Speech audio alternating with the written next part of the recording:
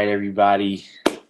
This is your host, your founder of Break Into the Future, Joshua Taylor. What is up? We got the Crypto Curator, Paul. What is up, man? How are you doing today? I'm doing good, Joshua. It's a nice warm day here in Dallas, so I'm loving it.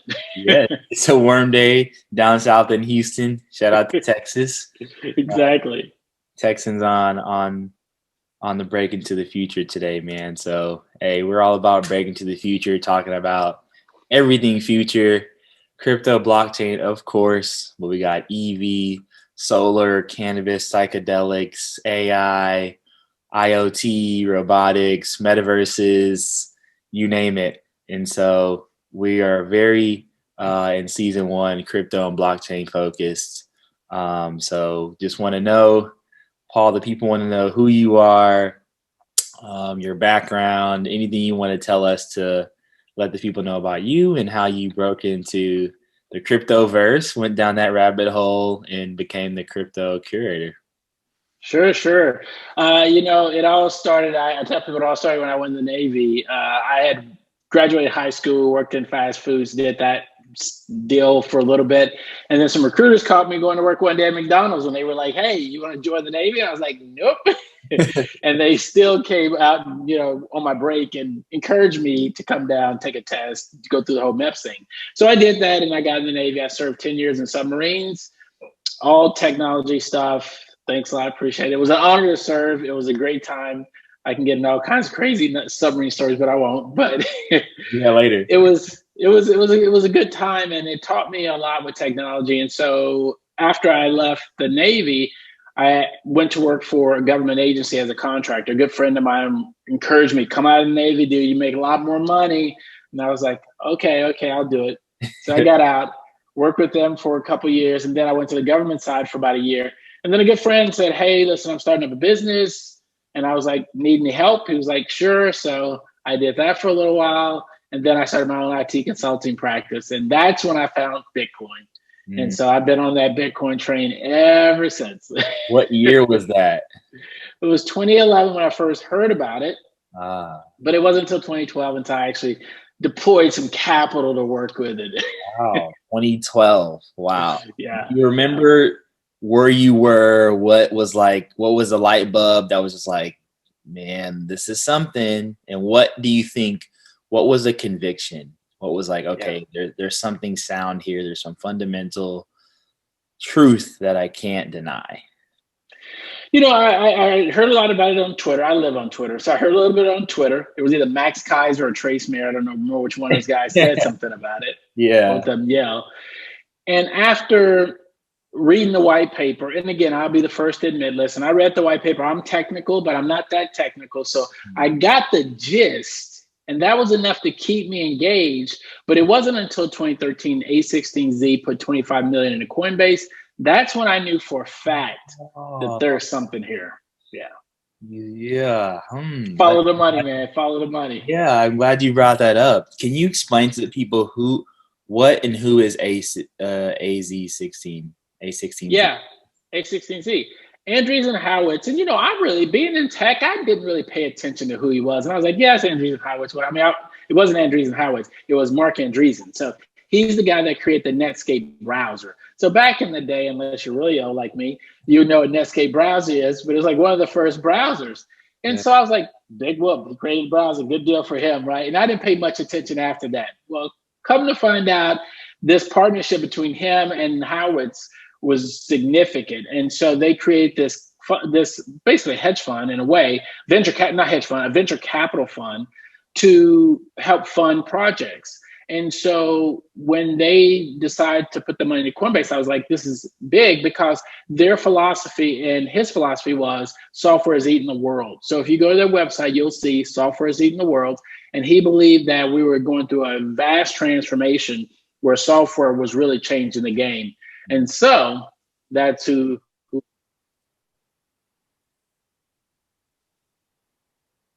a second, I had a call come in. So out. All good. We'll edit it. And they continue. Just for media, it's called Follow That Money. And so today I just finished, one reason I was a little bit late, I just finished the article for them, but every week I will highlight, because I curate the news every day, I will highlight the news about where investment dollars went into this space. And so the biggest news this week was A16Z launching a new fund, $2.2 billion. So that's massive, and it's going to have a huge impact on the industry. So Yeah. they're a big deal. Yeah. I'm glad you mentioned that. Yeah, they just launched a huge, I think the largest fund ever. Not Yep. even just crypto and blockchain focused, just as a fund in general, a venture-backed fund, venture capital for all the newbies out there. It's just really a firm that invests their money, some limited partners, other people's money as well, into early stage companies or later stage companies in their growth process to, of course, get a return based off the growth and revenues of the company they invest in. And so A16Z is one of the biggest and best venture capital firms in the world, and they're arguably the best in the United States. So thank you for that intro. It's called Follow the Money. Follow that money. Follow that money is what I call it. Right now, they've been putting it in their newsletter they send out every week on Friday. Mm-hmm. I'm also going to be posting it on my website on the Crypto Curator. That way, folks can have access to it. So both of those places. Cool. We'll put it in the notes so people can check it out for sure. So after 2012, 2013, you're really like, oh, follow that money. What happened after that? Yeah, after that, I continued to, and because the business that I had before I got into my IT consulting practice, it was a company called Infoition. It was a combination between two words, information and intuition. And a good friend of mine, Jeff, he had worked in this space for a long time. A company called American Management Systems, AMS. They were a big consulting firm. And so he was in the marketing department, PR department, communications, and they used to do what was called press clips. What most people might not realize is large corporate organizations, entities, they have staff or a third party collect news information every day and put it before the C-suite so that they understand what's going on in the industry. So we were doing that for about 8 years before I made an exit. And we were doing it for most of Capitol Hill, part of the White House, and Fortune 500 companies. That's cool. So when I got into crypto, I say, I wonder if anybody's curating news information at this level about the entire industry. And there really wasn't. There are some great newsletters. Listen, Pomp's newsletter is amazing. Marty Bent's newsletter is amazing. There's a ton of really good newsletters, but no one looks at the space from a comprehensive, because it's a lot of work. But so every day I will curate news. And if you go to my website, the Crypto Curator, you'll see I have it categorized out. Yeah. That way a person can look at just regulation and see all the things going on regulatory wise. Yeah. And so it took me to 2017 though, but so I kept watching space, and I was sort of curating news on my own. But then in 2017, I decided, let me go ahead and put out an actual newsletter. So I went through a couple iterations. One of them, I actually had an email news list. And then I was like, email is driving me insane because you have double opt-ins. People try to subscribe, they get blocked. The content you email to them get blocked. And I'm like, this is too much of a headache. And I realized I have a larger community on social media than I do on email. I'm just going to push it all towards social. So I started pushing everything on social media, Twitter, LinkedIn, Publish 0x, just a bunch of places. And I got more traction that way. So that's what got me up to that 2017 spot. So since 2017, Monday through Saturday, I've curated news information for the past 4 years, nonstop without fail. That's awesome, man. I love your site just because it is so comprehensive, and there's so much crypto information out there. It's hard for a new person that's attempting to break in to this, not industry, it's a universe, to really understand what's going on. If you have no technical background like yourself or myself, I have a finance, economics, and entrepreneur background. You're an entrepreneur as well. It's like, oh my gosh, where am I? And so definitely cool. How is your membership today? How is your community going? The community is going good. It was about 2 months ago that I relaunched the site in this format where I pushed all of the content onto the front page. I do have membership type services where the first tier, they get a chance to attend a Zoom call that I have every week on Wednesdays. The second tier folks, they get a midday update plus breaking news alerts from me directly. And again, that's because they have someone who's trusted and that they understand that I've been watching this space for the past 12 years. And they can say, okay, if Paul sends a news alert to me, I really need to watch this or look at it. Yeah. And then my last tier is people that I consult one-on-one. There are some people that are like, listen, Paul, I'm too busy. I don't have time to read. I don't have time to watch all these videos and listen to all these podcasts. Yeah. I want to be able to call you up and say, listen, what do I do or what's going on? And I can tell them, or if they want me to actually help them get into crypto, I'll do that too for them. So yeah. So far it's going good. My website now, I'm getting about 2,000 hits a day. I want to drive that a lot higher. And then I'll probably do some sponsorships on the main website. But as far as my actual members go, I've got about 50 members, paying members. So it's not a lot, but yeah, cool. Helps me keep going. Bills, it gives you a couple of drinks here or there. That's right. That's all I need. It's value, and I'm sure it's fun for you. Like it's like this. It is so fun for me. Yeah. You're a hodler. You hold on for dear life. For those that don't know what hodl means, it's just HODL. We want to be very educational. So if I do that, it's just want to explain everything that's a person that's new doesn't understand.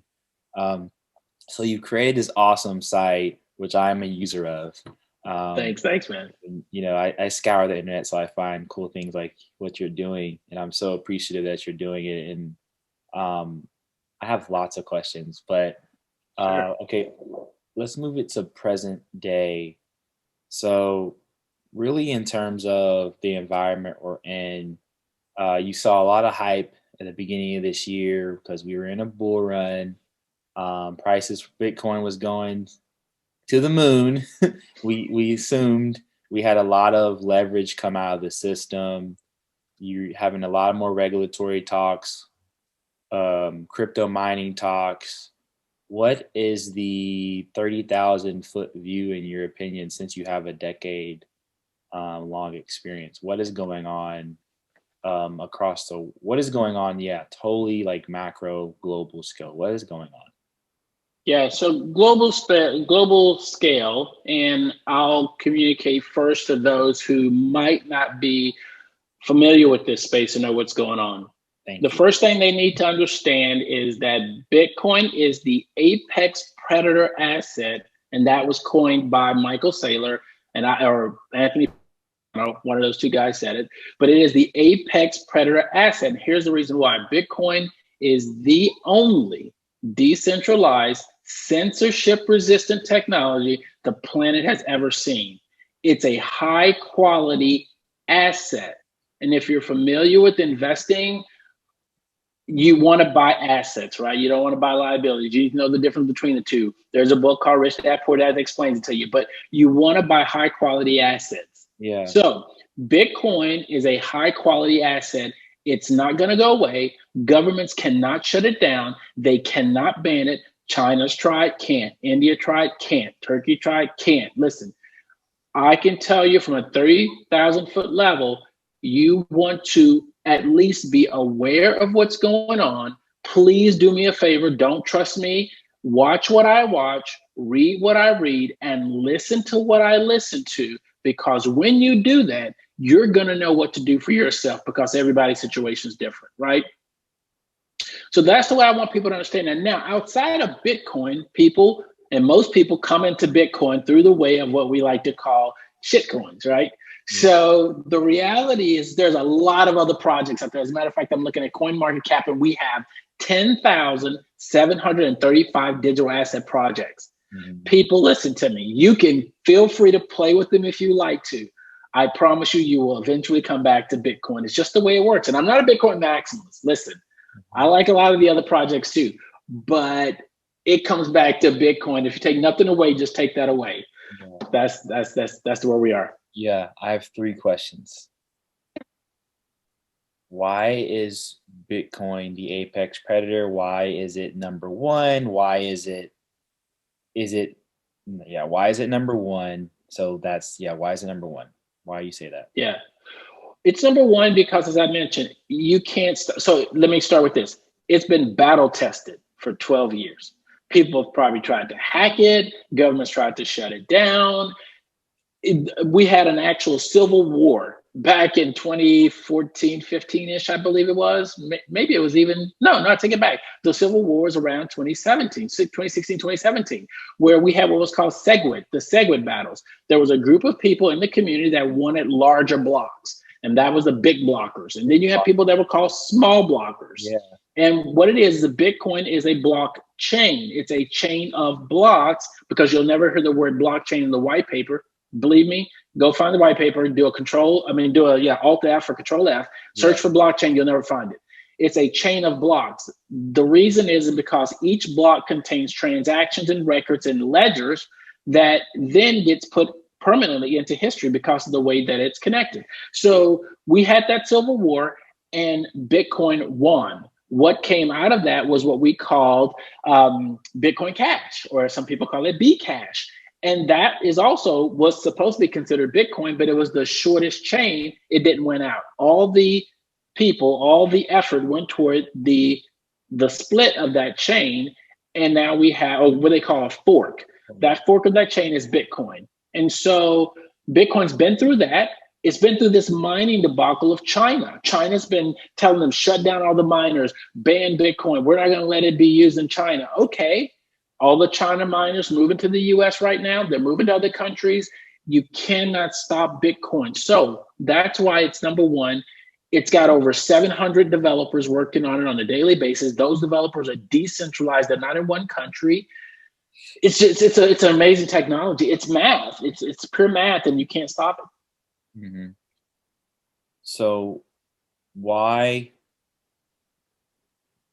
when we talk about decentralized, what makes Bitcoin decentralized, and talk about the 700 developers? Sure. What makes it decentralized is the fact that no one computer controls the system. So if anybody, maybe some of your audience will remember, there was a software called, and I'm going to forget the software. It was a music sharing software platform where you could share music. But the beautiful thing about this platform was that it was on everybody's computer. And the SEC, Napster. Thank you, Napster. So they came in, they sued them, tried to shut them down, right? And they shut them down. Why were they able to shut them down? Because they had a centralized head that ran the software, a corporation, individual, right? This is why Satoshi Nakamoto disappeared. Now, Bitcoin was supposed to be created by someone called Satoshi Nakamoto, which is fictitious. We don't know if it's an individual or if it's a group of people, but they disappeared. They're gone. Yeah. But what they did is that they did the same thing like Napster, and they, on a mailing list, they said, why don't you guys download this software and run the software? And if you run the software on your computers, we will give you some digital asset as a result, which was called Bitcoin. So the protocol is called Bitcoin and the asset is called Bitcoin. So people, these are early cypherpunks, they downloaded the software and they started running it on their computers. Now there's a team of developers. Again, these developers are not one individual. There are multiple of them. They keep the software up and running, and they have new releases like with Windows XP, Windows 7, Windows 10, Windows 11, right? Mm-hmm. So they do that with Bitcoin. And those developers, again, no one developer controls the system. It's a whole community of them. So basically you have what's like a kraken, the dragon with many heads. You chop off one, the others will attack you, and it grows back one, right? Bitcoin it operates that way. Even if you knock off one developer, you got 600 and some more developers, and those developers are going to train new developers. So you can never stop this from running, and it's run on computers globally. Mm-hmm. So with this network running the way it's running, the only way to stop it is to shut down the internet globally. Yeah, that's really hard. It's really hard. And even if they did it globally, you still got satellites that are running the Bitcoin blockchain, thanks to Blockstream. Blockstream has launched satellites that are running the Bitcoin blockchain. You're not going to stop this thing. Yeah, and Blockstream, if anyone wants to look it up, just search on Brave browser. Blockstream, they've been around since like 2012. Yep. For a long time. Long time. I know they're OGs in the space, and there've been some disputes with them as well. With any new revolution, there's always people who want to be the kings and queens, and so Yep. just human nature. Thank you for the explanation. In terms of the regulation piece, let's bring it over west, right? We've had this migration of crypto mining, right? Just computers programming, hashing, mining out the Bitcoin. So they're not literally digging it out of the ground. It's a code, and they're solving an algorithm. They're solving a math problem for everybody to, in layman's terms. So, and they're being rewarded for mining, for solving the algorithm, right? Whatever computers or group of general processing units can solve it the best, they get rewarded Bitcoin. And that's how the network of blocks continues on forward every 10 minutes. So we've been on this podcast for about almost half an hour. Bitcoin is being mined every 10 minutes. So in terms of the migration of miners moving west, how do you think the United States and our 50 states is handling that? I think they're doing a great job at it. As a matter of fact, I think it was Nick Carter that said, I've been waiting for this day to happen for so long. Mining out of China. A lot of the mining done over there was done with coal, which wasn't good. But here in the United States, a lot of our mining is done with renewable energy, and we're finding even more creative ways. I just listened to a podcast with Preston Pish and Jason Williams, and Jason Williams is using his tire company to take the wasted energy from the way they recycle these old tires, and they're mining Bitcoin with it. Wow. People, and I had got a chance to moderate a panel for the Nuclear Energy Institute where they're talking about mining Bitcoin with nuclear power. The mayor down in Miami is trying to woo in miners with nuclear power. So yes, I think that regulatory wise, we're addressing it well here in the United States. We not have had the government once say it's going to shut down mining or try to stop mining or prevent miners from operating. And as a matter of fact, the money that just got funded on that followed that money, $200 million went to help a Bitcoin mining facility in Texas. It's amazing. So Texas is becoming a huge place for Bitcoin mining. Kentucky's trying to get in. Tennessee's trying to get in. Florida's trying to get in. Washington. It's everywhere. It's amazing. Yeah. Once it's kind of like when Michael Saylor opened the doors and Tesla bought, everybody was like, "Up, corporations frenzy."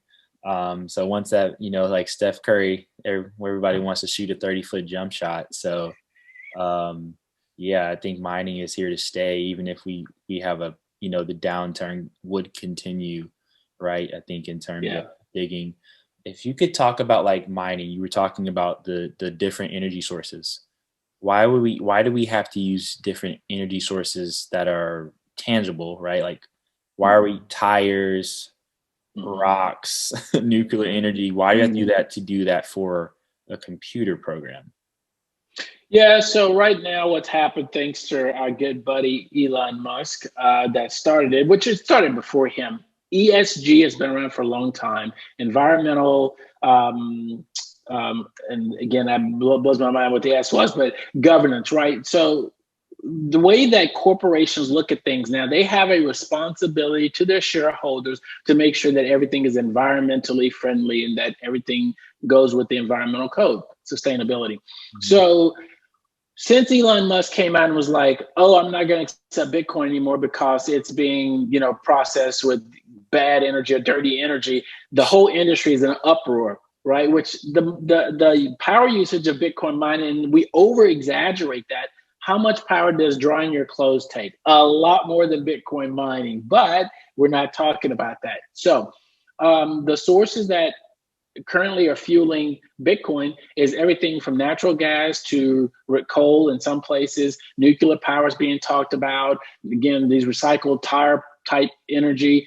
Any place that have energy, and that's what Michael Saylor said. He says Bitcoin is really about harnessing energy, and that's what it's really about. And you explained it earlier, and that's what it's about. Bitcoin mining is used to secure the network. And so just think of a guard securing a building. You pay this guard to stand out front of this building to make sure no one enters. With Bitcoin, you're paying people to verify transactions on the network and lying and stealing or duplicating, right? So when these miners run their rigs, they're protecting the Bitcoin network. As a result, they're getting compensated with Bitcoin, as you said, every 10 minutes. It used to be 50. It got cut in half in 4 years to 25, and 4 more years, 12.5. Right now, every 10 minutes, 6.25 Bitcoin come into existence. Yeah. So this whole mining effort is primarily focused on keeping the network secure. But in order to do that, you need power, and power from multiple sources: solar, wind, yada, yada. Yeah, there you go. So if we're talking decentralization, let's go to centralized platforms. Okay. Let's talk about Google, right? In terms of their engineering compute power. Let's talk about Amazon. Let's talk about Facebook. These large technological countries, nation states, right? They have billions of users. Where's all their data and servers and all that being stored? Talk about their stack. Yeah, I mean, where I used to live in Northern Virginia is considered the cloud, literally. Ashburn, Virginia is where 80% of the world's traffic flow through, because they have one of the main network routers that control the network. And so with all the traffic going through there, Ashburn, Virginia, I guarantee you, pumps out a lot of energy to protect the Facebook, Google's, Amazon's data in these large data centers that are literally proliferating that entire area right now. I wouldn't be surprised if they put a huge fence around all of Ashburn and guard it off, because it's got to be the blast zone. You drop a bomb in there and you're going to cause a lot of problems. So that's where, I mean, and people, again, if you were looking at those companies, trillions of dollars worth of information. Yeah. Trillions, right? If you were to take all of that power consumption, I guarantee it'll make Bitcoin look very minuscule. Yeah. So it's a lot. Yeah. I mean, think about Bitcoin's like not even at $1 trillion anymore, maybe. Nope. It's currently at 629 billion. Yeah. And talk about that centralization of data. Yeah, that wipes out our EMP. Man, we're in trouble. I will say with Google, though, this is what people do have to understand. I've watched the video. This was eons ago. With Google, what they do is Google, even though they're a centralized company, they actually operate in a very decentralized way. What people don't understand about their servers is that when you save data on Google Drive, it's not on one computer. That information has been scattered globally. And they have some type of a software that can pull that information back together to present it to you no matter where you are. But if someone wants to get to you, good luck at trying to find you. They can't. It's almost impossible, other than the fact that they compromise you and fool you into giving them your password. But if you didn't do that, you would never get into Google, because they are literally decentralized. They could lose half of California and they still can operate. Is that because of is it like a VPN for their backend, or some type of authentication for each individual user? I believe so. I forget the name of the company that they actually take and they replicate, like what a lot of people don't understand too about the internet. Let's say the main server that you connect to Google with is in California. There are replication servers that are located all over the place that allow you to get to those sources faster. Yeah. So even though you're going all the way traveling to a bunch of routers to get to California, that data is being cached and saved locally so that you can quickly interact with things. So I think a little bit of that redundancy they have built in. I don't know their full architecture, but I would believe that they'd have multiple redundancies. Yeah, so that local architecture helps our node get to that server quicker, because if we had to go all the way to California, we'd be in the dial-up days, essentially. That's right. So it's kind of like military, almost like local but global presence on a software hardware infrastructure, if that makes sense to the crowd. You guys can leave comments if it doesn't. But that's cool. That's dope. Wasn't expecting us to go full technical, but that's dope, because that's your expertise, and that's what we like to do, is just like really focus on what your like what the speaker's focus is, and just like do something different every show. Man, like what do you think, since we're talking about the landscape today, this is all about breaking into the future. What do you think? Yeah. What does the future hold for Bitcoin? What does the future hold for the altcoin world, the other projects like Solana, like Compound, Cardano, Ethereum, these general purpose smart contract platforms? And there any hidden gems that you see out there? What does the future look like the next 5 years? And what are you hoping for in the next 10 years of being in cryptoverse? Yeah, the next 5 years, I think we're going to continue to see a lot of transformation in the space, a lot more adoption. We're starting to see nation states now begin to adopt Bitcoin as legal tender. That happened in El Salvador. Mm-hmm. I think while they're small, a lot of people look at it like, yeah, big deal, El Salvador, whoop-de-doo. But the reality is that only time before another falls and another falls and another, before you know it, it's just like the white paper. When the white paper was first launched, a few people knew about it, the cypherpunks, they read it and it was like, okay, cool. But fast forward 12 years and look what we've got. We've got this massive ecosystem. 150 million wallets, digital wallets have Bitcoin. That's right. And so in the next 10 years, next decade, so I tell people this from a numbers perspective. In 2012, you could get Bitcoin for $5. In 2021, Bitcoin's worth, $33,000. Okay, fast forward from here, 33,000. In 10 years, I see Bitcoin being well north of $1 million of Bitcoin. And a lot of people might say, Paul, come on, $1 million is just, I'm telling you, there are mathematical formulas, there are analysts out there, everyone's pointing toward this is going to be $1 million plus. Off plan B. Exactly, plan B. So I tell people it'll have a huge impact on your financial future if you pay attention and do something about it. Now, forget about Bitcoin. The rest of the space will continue to evolve and grow. As much as people, as I just mentioned, shitcoins, there are some projects that aren't really considered that. I think if you look at the Cardanos, the Solanos, right, the Chainlinks, you look at any of these new projects, Theta, a ton of them, they're building actual products and services that people will use, and they're getting real adoption. Mm-hmm. So when you look at those, it's like, okay, we're in a bull cycle right now. I think that's going to continue well into the 2022 before we see anything. And if we do see anything, I think that this could continue to escalate and grow. And we're going to see this expand in ways you wouldn't believe. As I said before, just this week, the article that I write, over 2.2 billion is now going to work on the digital asset blockchain technology space. Wow. This is only going to continue to grow. So I see this being a great place for not only investment, but if you're someone trying to have a career or learn or engage, you should be in this space. Read, watch, listen. Yeah, it's going to grow. It's not going to stop. Yeah, I mean, that's really what it's all about. Breakingcrypto.com is all about education. What you just put on a clinic today, man. If I can give you like 100th of a Bitcoin, I would. You just put on a clinic. Education is key, exposure, the investing piece, right? It's not about your month flip. This is about sticking in it, holding on for dear life, right? Dollar cost averaging. Hey, if you want to do some trades, you just got to be smart, know your own risk, have your own strategy.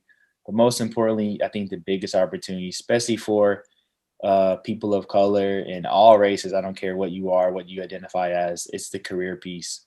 Because when you break in, like Paul and myself have done, you really understand and start to get around really smart people and really people who just like live this every day.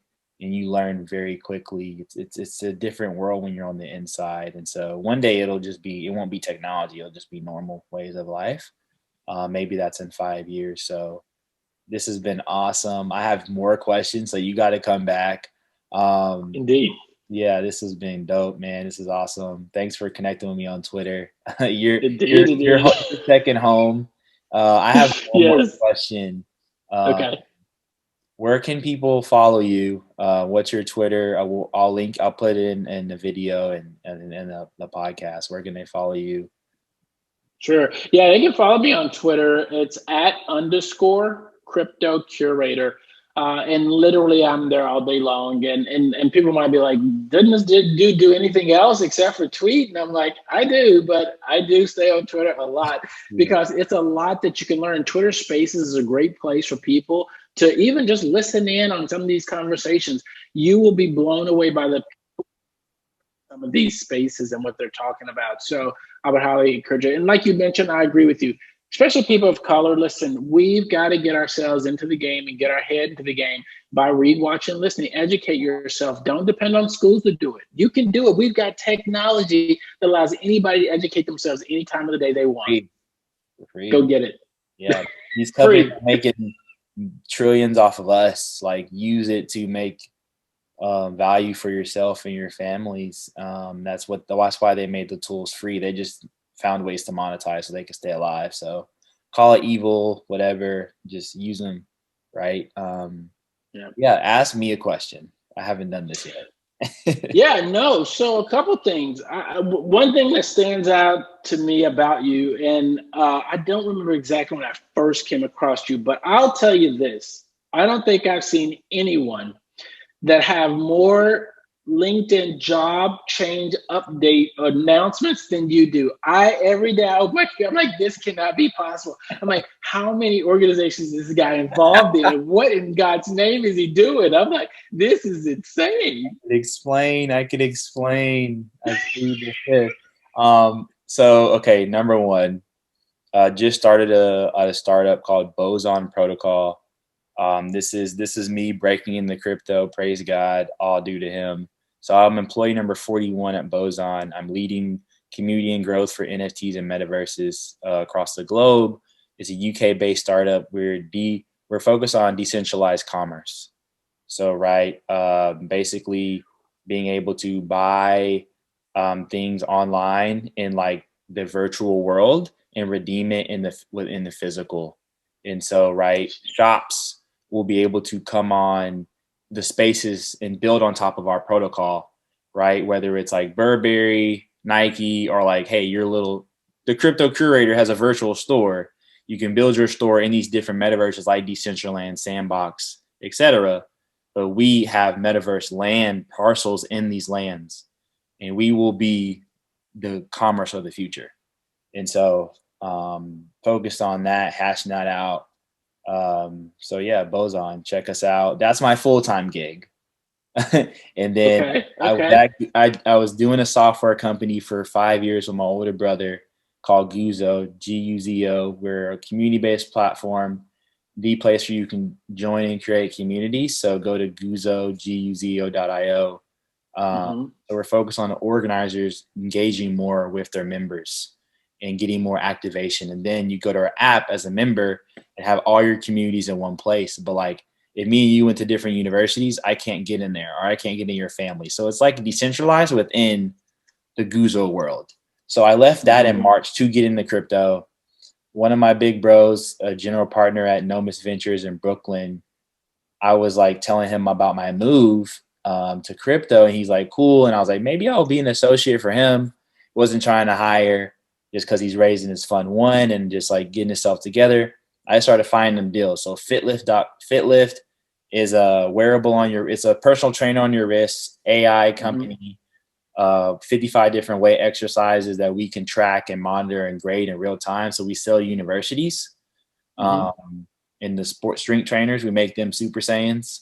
And so I'm like on the founding team of that. That's part-time.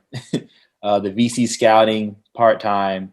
Black VC, their whole mission is helping more Black people become check writers and get into venture capital. I'm in their scout network. So that's like once a week, we do different classes. Sequoia Capital, Lightspeed Ventures, they're huge, just like Anderson Horowitz, A16Z.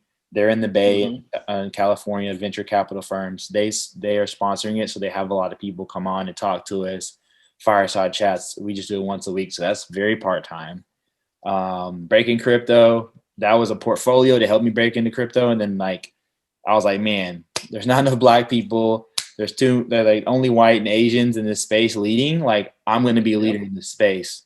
And I was like, let's do something about it.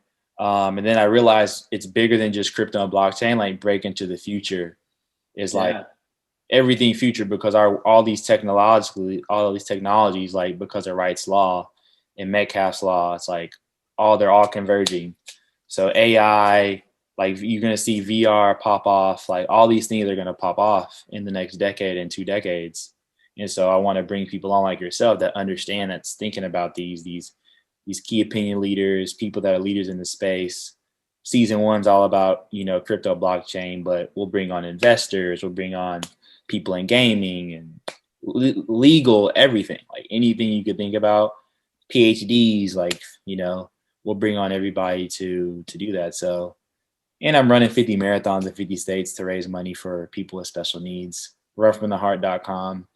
My best buddy, Evan Vaughn, we've been buddies for 21 years. So that's like nonprofit stuff, but that's awesome. Yeah, man. Yeah, so it's funny. I saw that you went to Stephen F. Austin, and again, way probably beyond your time.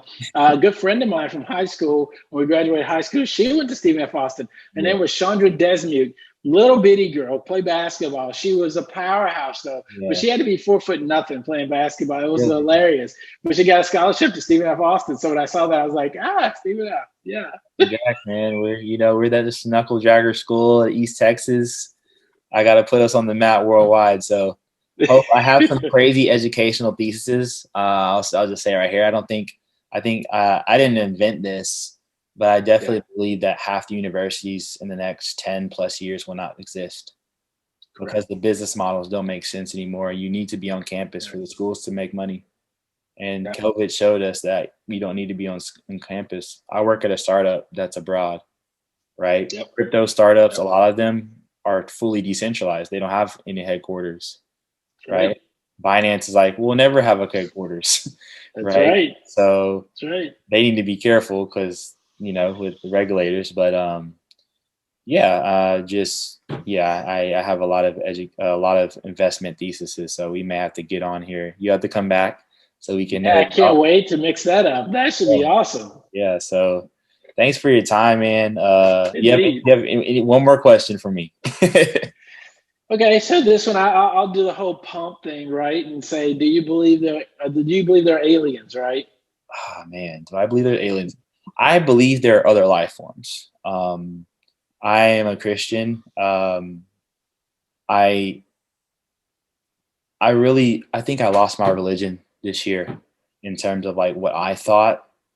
Not what Christianity, but I believe in the gospel, but more in terms of like what I think is fundamentally true, like beyond the earth and like the solar system and the universe. I'm like, how could I know God is, if he's all knowing, all powerful? Like, we don't really know. You don't know that for a fact. That's not proof. You can't, like, I can prove that Noah's Ark was there because like they found it. Like go to the historical channel, whatever you call it. Right. That proof that like Jesus died, like proof. Yeah. In like, the burial, tomb, all that stuff. But in terms of just like aliens and different life forms, like there have been evidence and signs. The DOD's come out. Yeah, maybe it's a ploy to like all trap us and do like some intimate domain stuff and like New World Order. Yes, I've gone down all the rabbit holes there's to go down. I wasn't in QAnon, so whatever. But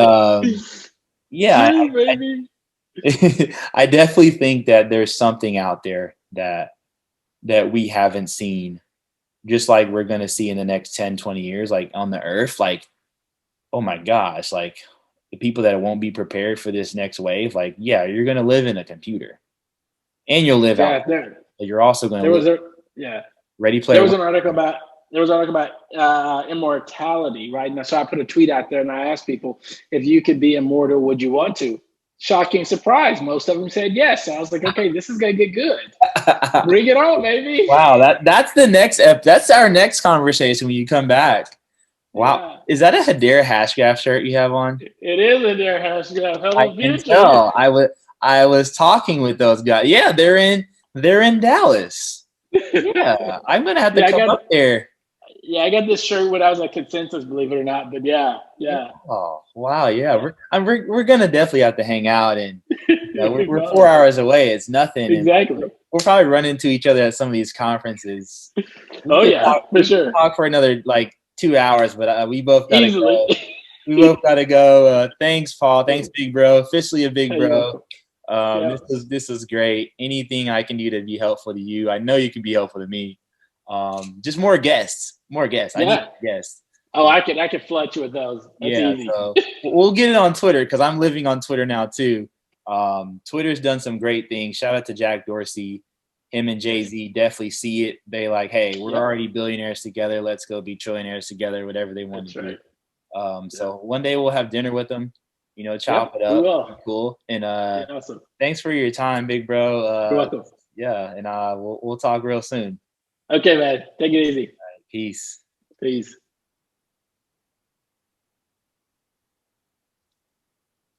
You could just exit out. Yeah. Man, Paul, the Crypto Curator, that was super dope. I was not expecting that. A super technical but very simple breakdown of his career, of Bitcoin, of mining, of the state of regulation, and a full 30,000 macro viewpoint, but also a lot of good macro details in there. I hope you guys picked up on. So, hey, stay tuned. We're breaking into the future. You guys heard it. Learn, read, write, listen, get out here, man. Hit us up, hit me up. I'm super accessible. We're breaking into the future. Tell your family and friends to get on because we're breaking in, baby. Breaking gang. Let's get it. I love you guys. Peace.